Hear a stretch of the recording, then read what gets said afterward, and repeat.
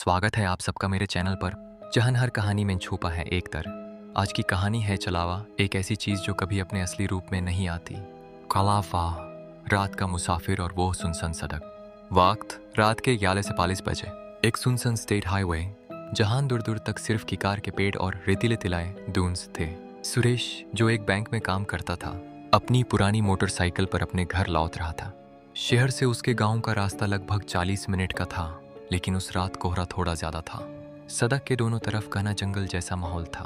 कोहरा इतना घना, सुरेश ने महसूस किया कि उसकी बाइक की हेडलाइट थोड़ी थरथरा रही है। उसने सोचा शायद वायरिंग में दिक्कत है, पर तभी उस सड़क के किनारे एक आकृति दिखी। पहली मुलाकात। सड़क के मोड़ पर एक औरत खड़ी थी। उसने सेफ्ट रंग का लिबास पहना था, जो पुराना और मेला लग रहा था। सुरेश ने पहले सोचा कि शायद किसी की मदद की जरूरत है, पर दिमाग ने कहा, इतनी रात को यहाँ कोई क्यों खड़ा होगा। जैसे ही सुरेश ने बाइक तेज की, उसने साइड मिरर में देखा। वो औरत वहां नहीं थी, लेकिन अगले ही पल उसकी बाइक का वजन बढ़ गया। ऐसा लगा जैसे पीछे कोई बैठ गया हो। वो अदृश्यपोश। सुरेश का दिल जोर से धड़कने लगा। उसने हिम्मत करके पीछे मुड़कर नहीं देखा, क्योंकि बड़े बूढ़े कहते हैं कि ऐसी जगह पर मुड़कर देखना मौत को बुलावा देना है। उसकी बाइक की रफ्तार कम होने लगी, मानो इंजन पर कोई भरी चीज लाड़ी हो।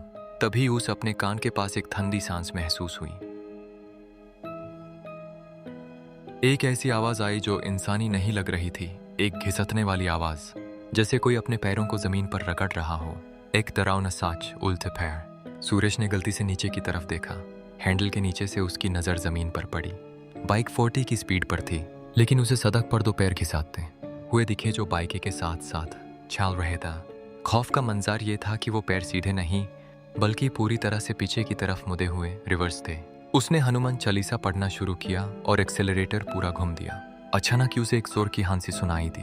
वो हंसी इतनी तीखी थी कि सुरेश के कान सुन हो गए। उसने महसूस किया कि उसके कंधे पर लंबे मेले नखूनों वाला एक हाथ रखा गया है। मंदिर की चौखट और छुटकारा।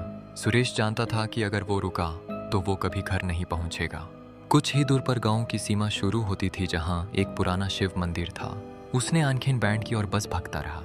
जैसे ही बाइक मंदिर की दीवार के पास पहुंची, एक जोर का झटका लगा। बाइक हल्की हो गई। पीछे से एक ऐसी चीख निकालने की आवाज आई जो किसी जानवर और औरत की आवाज का मिश्रण थी। अगली सुबह का खौफ।